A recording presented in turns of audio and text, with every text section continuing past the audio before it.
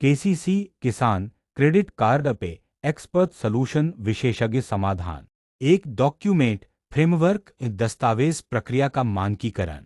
केंद्र और राज्य सरकारों को एक स्पष्ट और सरल दस्तावेज फ्रेमवर्क बनाना चाहिए।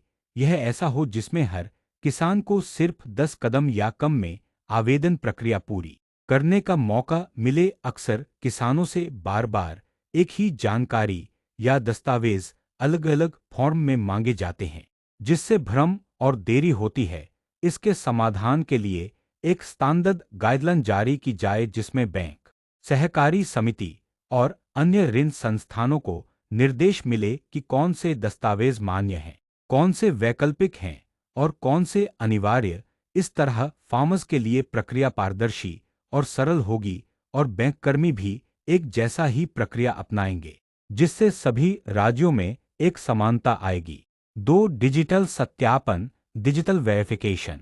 दस्तावेजी हेरफेर और लंबी जांच प्रक्रिया को कम करने के लिए डिजिटल सत्यापन का व्यापक इस्तेमाल होना चाहिए। उदाहरण के तौर पर 7/12 भूमि रिकॉर्ड और अन्य रिकॉर्ड को राज्य स्तर के ऑनलाइन पोर्टलों पर उपलब्ध कराया जाए। बैंक शाखाओं को इस पोर्टल से सीधे भूमि रिकॉर्ड या अन्य फील्ड वेरीफाइड दस्तावेज खींचने की सुविधा मिले। इससे किसान को बार बार कागज लाने की जरूरत नहीं पड़ेगी और फर्जी या पुराने रिकॉर्ड के चलते लोन रिजेक्शन भी घटेगा।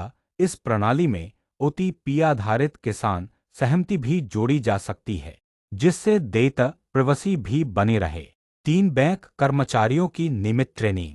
किसान क्रेडिट कार्ड केसीसी या अन्य कृषि ऋण योजना को प्रभावी बनाने के लिए बैंक कर्मचारियों को जमीनी स्तर की चुनौतियों की समझ देना जरूरी है। इसके लिए जिले स्तर पर हर तिमाही क्वार्टरली प्रशिक्षण सत्र और ऑडिट कराए जाएं। प्रशिक्षण में किसानों से फीडबैक को भी शामिल किया जाए ताकि कर्मचारी यह जान सकें कि कौन सी प्रक्रिया किसानों के लिए कठिन है और कैसे उसे सरल किया जा सकता है। ऑडिट से यह भी सुनिश्चित होगा कि कर्मचारी गाइडलाइन का पालन कर रहे हैं और किसानों से अनावश्यक दस्तावेज नहीं मांग रहे। इस फीडबैक लूप से प्रक्रिया लगातार बेहतर होती रहेगी। 4. किसान field school farmer field school. ग्राम पंचायत और फार्मर प्रोड्यूसर ऑर्गेनाइजेशंस एफपीओएस मिलकर 15 दिन में एक बार फोर्टनाइटली वर्कशॉप आयोजित कर सकते हैं।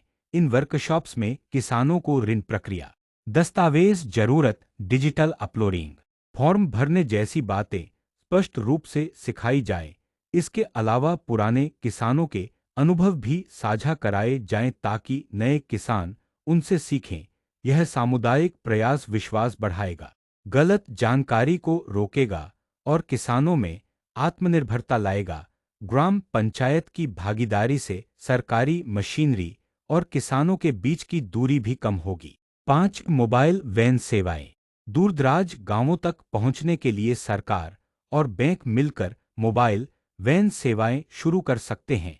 ये वैन ग्राम स्तर पर जाकर डिजिटल केवाईसी करें, बायोमेट्रिक डेटा लें, फॉर्म डाउनलोड या जमा कराएं और किसानों को दस्तावेज अपलोड करने में मदद करें।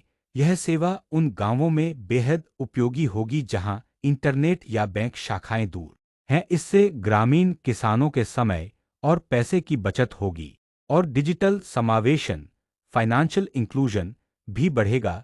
इस पहल से हर गांव में बैंक जैसी सुविधा पहुंचाना संभव होगा।